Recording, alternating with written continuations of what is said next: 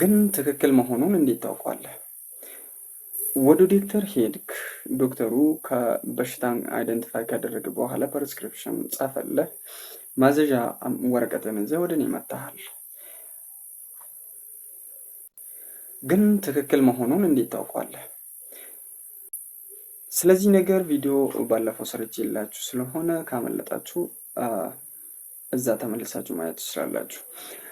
የ30 ቀን ጉዟችን እንደቀጠለ ነውና አብዱልአዚዝ አደም እባላለሁ። ዛሬ ደግሞ የምናየው ስለ እያንዳንዱ መድኃኒት የምንጠይቃችሁ 5 ሂደቶችን የምንወያይና የምናይ ይሆናል ማለት ነው። እናንተ መጠየቅ ትችላላችሁ። እኛ ይህንን ሂደት ወይ ደግሞ ይህንን ጥያቄዎች ፕሮሰስ ብለን እንጠራለን። ፔሸንት ኬር ፕሮሰስ ቢኮዝ ስለሚመለከተን ማለት ነው። እነዚህ ነገሮች ደግሞ መጀመሪያ ላይ ኮሌክት ይባላል። ዘን ከኮሌክሽን በኋላ አሰስ አለ። ከአሰስ በኋላ ጎል አለ፣ ፕላኒንግ ማለት ነው። ዘን ኢምፕሊመንት እና ፎሎ አፕ 5 ናቸው። 5ቶቹን ነገሮች አብረን የምናይ ይሆናል። ከኔ ጋር ሁኑ። አንደኛ መረጃ መሰብሰብ ነው፣ ስለ መድኃኒቱ ማለት ነው። ለምሳሌ መድኃኒቱን ከዚህ በፊት ተጠቅሞ ከሆነ መድኃኒቱን አብሮ የተሰጡ ማለት የፖሊፋርማሲ እንዳይሆን ማለት ነው። ከአንድ መድኃኒት ጋር ሌላ የተጻፈ መድኃኒት የተሰጠህ መድኃኒት ካለ እንጠይቃለን።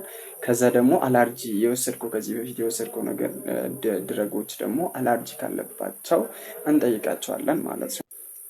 ኤጅን እጠይቅሃለሁ።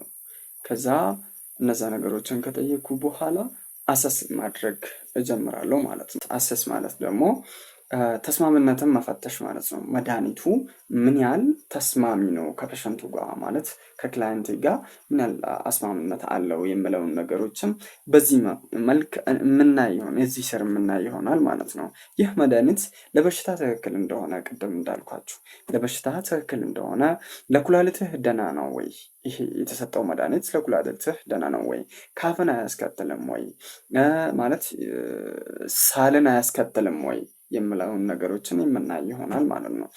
እንደተባልክ መውሰድ ትችላለህ ወይ? ለምሳሌ ይሄ ማለት አንድ ፔሸንት ሜቢ ኦራሊ ከተሰጠው ኦራሊ ሰውዬ መውሰድ ይችላል ወይ? ወይ ደግሞ በአፍ የሚዋጥ ነገር ከሆነ የተሰጠው የሚዋጥ ድረግ ከሆነ የተሰጠው ይችላል ወይ? ይህን አሰስ እናደርገዋለን ማለት ነው፣ እንፈትሸዋለን ማለት ነው።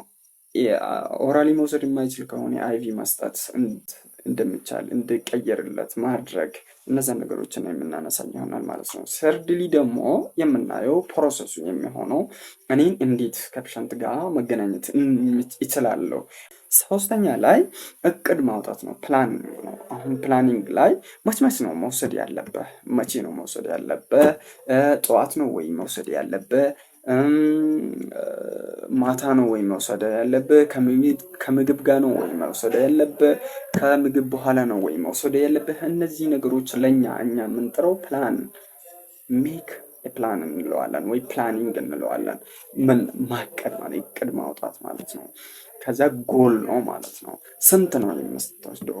በስንት ቀን ነው የምትወስደው? 5 ቀን ነው ወይ 7 ቀን ነው ወይ 15 ቀን ነው ወይ በስንት ቀን ነው? ይህ ፕላኒንግ ነው ማለት ነው።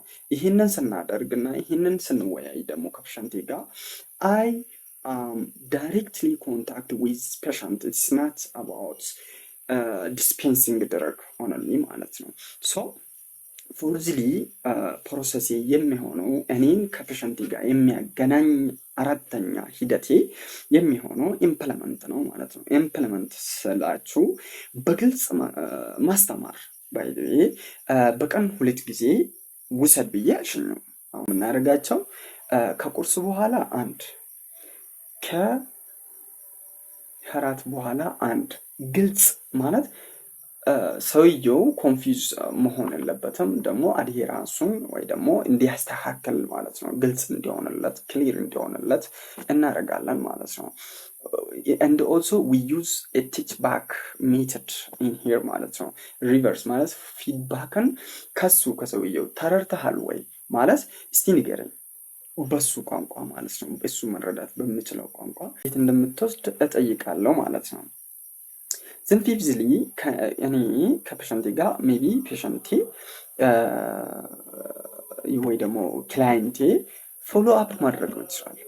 አዎ ለምሳሌ ክትትል እንዲያደርግ ጠይቀዋለሁ እሱን ማለት ነው። ከሁለት ለምሳሌ ያ ሰው ቢፒ ወይ ብለድ ፕሬሸር ድረግን እየተጠቀመ ከሆነ ከ4 ሳምንት በኋላ ድጋሚ መጥቶ ቼክ እንዲያደርግ ለምሳሌ አዎ አጭር ኢንሂቢተር እየተጠቀመ ከሆነ ከ4 ሳምንት በኋላ ወይ ከ1 ወር በኋላ መጥቶ ድጋሜ ያንን ቼክአፕ እንዲያደርግ አስተምረዋል። ፎሎ አፕ እንዲያደርግ አስተምረዋለሁ ማለት ነው።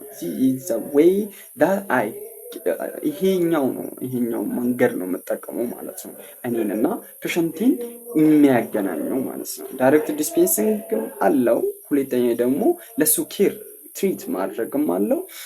ፕላስ ደግሞ ስለሱ ማወቅም አለው ማለት ነው። እነዚህን 5 ነገሮችን ሂደት ፋርማሲስቱ ማለፍ ያለበት ወይ ደግሞ ከፔሸንቱ ጋር እንዴት አታችመንት መፍጠር እንዳለበት ከነዚህ ሂደት ጋር ነው እንጂ በጌሲንግ የሚሆን ነገር የለም ማለት ነው። ሶ እኛ ስንባል እናንተም አንድ በኮመንት እንድትጽፉልኝ ነገር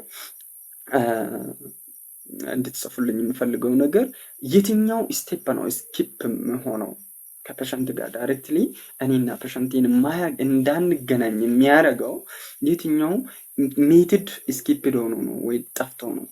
ይህን ኮሜንት አድርጉልኝ። ከፋርማሲስት ጋር እናንተም ፔሸንት የሆናችሁት ወይ ክላይንት የሆናችሁ ሰዎች ደግሞ ኮሜንት የምታደርጉልኝ ምን እንደሆነ ታውቃላችሁ? አንድ ፋርማሲ ድረግ ሲሰጣችሁ ወይ ሜዲኬሽን ሲሰጣችሁ የትኛውን ሜተድ ስኪፕ ያደርጋል? እሱን ነገር ኮሜንት ስር ጻፉልኝ። ሂደቱ እንደቀጠለ ነው። በ3ኛ ቀን እስክንገናኝ ድረስ ይሄን ቤት ፎሎ፣ ሼር፣ ላይክ ማድረጋችሁን አትርሱ። በጣም ነው የምወዳችሁ። መልካም ጊዜ